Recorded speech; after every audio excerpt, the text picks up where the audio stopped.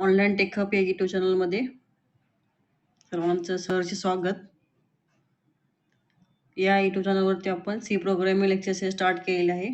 त्यातील next topic आहे nested structure.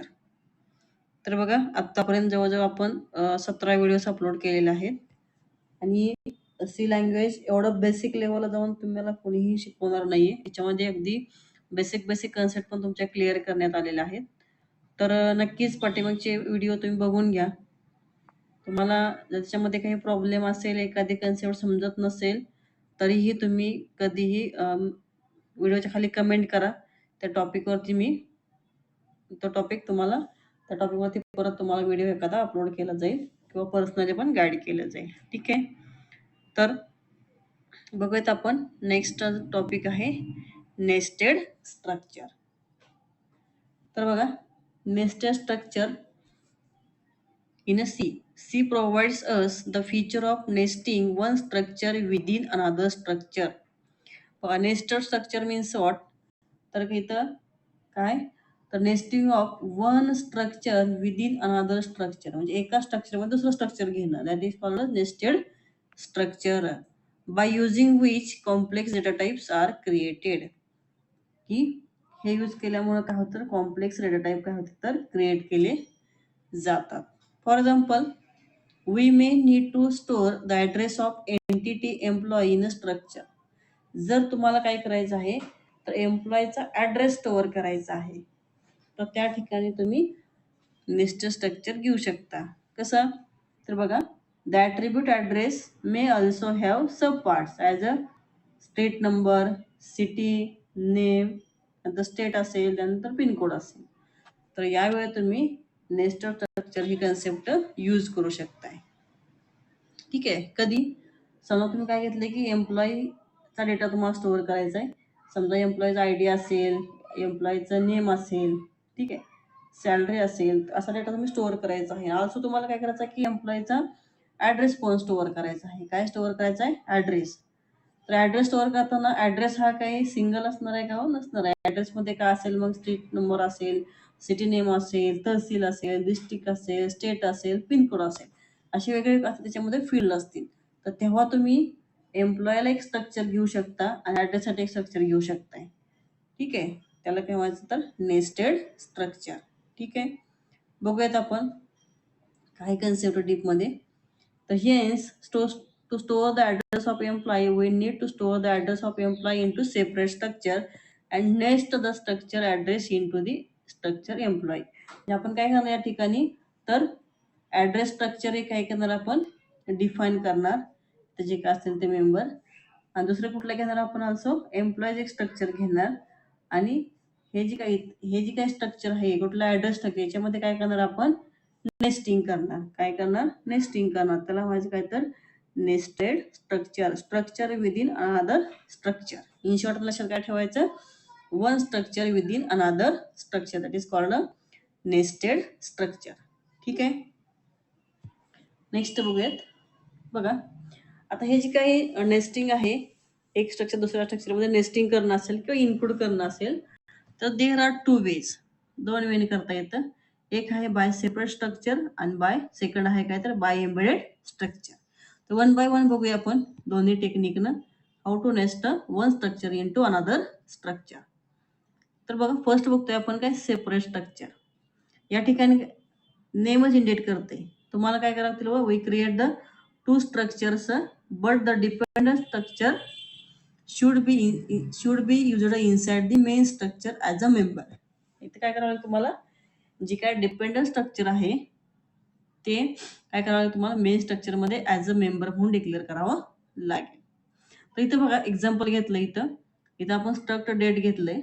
याच्यामध्ये मेंबर कुठले घेतलेत, integer, int dd, int mm, int yy, date, month number आणि इयर असं घेतलेलं आहे. ठीक आहे. एक स्ट्रक्चर घेतले आपण डेटसाठी. त्यानंतर इकडे काय घेतले आपण, struct employee, integer ID, employee ID असेल, एम्प्लॉई नेम असेल, आणि इथं बघा, इथं काय केलंय आपण, तर हा जे काय स्ट्रक्चर आहे डेट स्ट्रक्चर, याचं काय केलंय आपण, इथं स्ट्रक्चर व्हेरिएबल क्रिएट केलंय आणि ते काय तर एम्प्लॉई या स्ट्रक्चर काय तर मेंबर आहे. याचा अर्थ काय झालं, एक स्ट्रक्चर आपण दुसऱ्या स्ट्रक्चरमध्ये काय केलंय, नेस्टिंग केलेलं आहे. आता नेस्टिंग हा नेस्टेड स्ट्रक्चर आहे आणि ह्याला म्हणायचं आउटर स्ट्रक्चर, की ज्याच्यामध्ये स्ट्रक्चर नेस्टिंग केलेलं आहे त्याला म्हणायचं काय तर आउटर स्ट्रक्चर, आणि जी नेस्टिंग झालेली आहे किंवा केलेली आहे त्याला काय म्हणायचं, नेस्टेड स्ट्रक्चर म्हटलं जाते. ठीक आहे, बघूया इथं एक्झाम्पल, याचा प्रोग्राम बघूया. इथं बघा ॲड्रेस घेतलाय आपण, स्ट्रक्ट ॲड्रेसमध्ये काय काय असेल, सिटी असेल, पिन असेल आणि फोन नंबर असेल. ठीक आहे, तर हे घेतले आपण ॲड्रेस या स्ट्रक्चरमध्ये एवढे फील्ड घेतलेत किंवा एवढे मेंबर्स घेतलेले आहेत. त्यानंतर इथं बघा एम्प्लॉई स्ट्रक्चरमध्ये काय केलंय, कॅरेक्टर नेम घेतलंय. याचा सेकंड मेंबर काय आहे तर ॲड्रेस या स्ट्रक्चरचं काय तर इथं स्ट्रक्चर व्हेरिएबल घेतलेला आहे. म्हणजे आपण इथे काय केलंय, तर हा जी काही स्ट्रक्चर आहे हा स्ट्रक्चरमध्ये काय केलंय आपण, नेस्टिंग केलेला आहे. पण स्ट्रक्चर डिफाईन करा, दोन्ही पण वेगळे डिफाईन केलेत. हा इथं वेगळा डिफाईन केलाय, हा इथं डिफाईन केलेला आहे. पण डिफाईन करताना आपण काय केलंय, तर याचा जी काही स्ट्रक्चर व्हेरिएबल असेल ते इथे काय केलंय आपण, as a member of outer structure घेतलेलं आहे.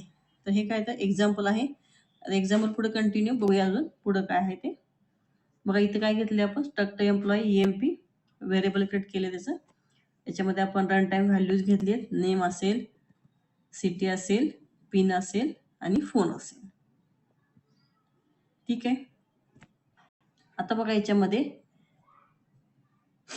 काय काय घेतले आपण, एम्प्लॉई नेम घेतले, त्यानंतर सिटी घेतले, त्यानंतर पिन घेतले आणि फोन घेतलाय. आता बघा इथं मेंबर ॲक्सेस कशी करायची, तर इथं बघा कसं केलं ॲक्सेस, काय घेतलं इथं,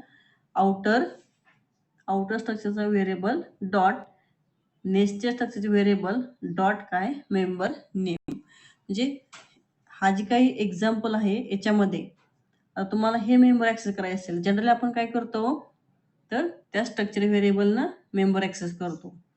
पण आता हा मेंबर कोणाचा आहे, एम्प्लॉई स्ट्रक्चरचा आहे. त्यामुळे तुम्हाला ॲक्सेस कसा करावा लागेल, तर एम्प्लॉई स्ट्रक्चरचं स्ट्रक्चर व्हेरिएबल डॉट याचं स्ट्रक्चर व्हेरिएबल डॉट काय असेल, मेंबर नेम. यावेळी काय करा तुम्ही, मेंबर ॲक्सेस करू शकताय. तेच इथे केलेलं आहे. इथे काय केले, ते व्हॅल्यू जे इनपुट घेतले ते डिस्प्ले केलेलं आहे. देन त्याचं आउटपुट, जी काही इथं आपण आउटपुट दिलं असेल, इनपुट दिलं असेल, ते इथे काय होईल, आउटपुट प्रिंट होईल. ठीक आहे, हे झालं first way, separate structure. Second आहे काय, एम्बेडेड स्ट्रक्चर. तर एम्बेडेड मध्ये काय सांगितले बघा, the embedded structure enables us to declare the structure inside the structure.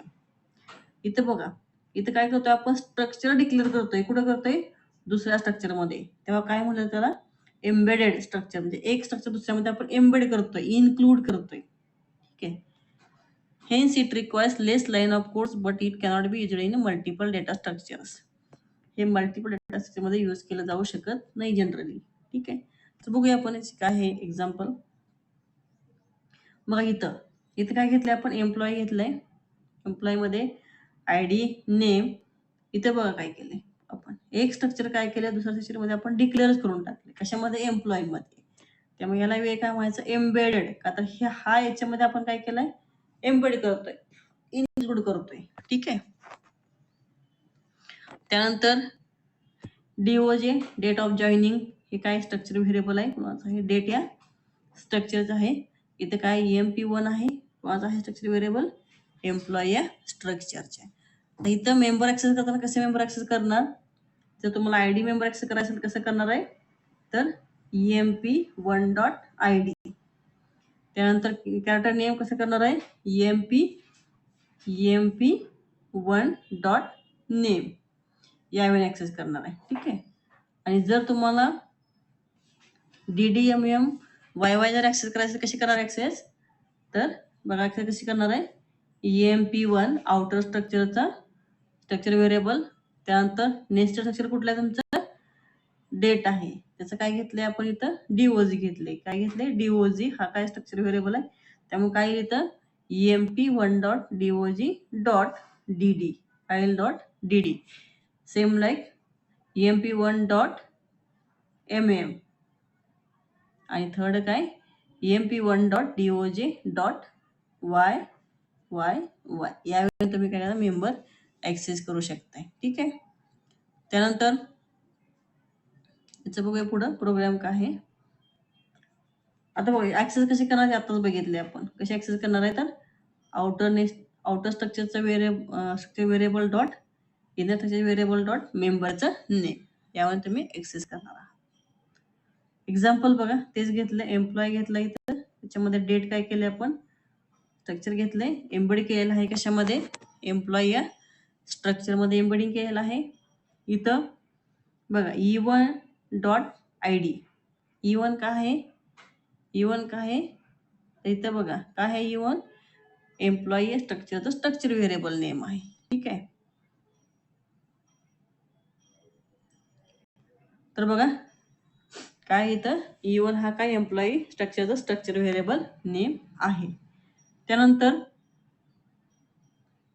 इथं काय घेतलंय बघा E1 dot I D 101 value store केली आहे.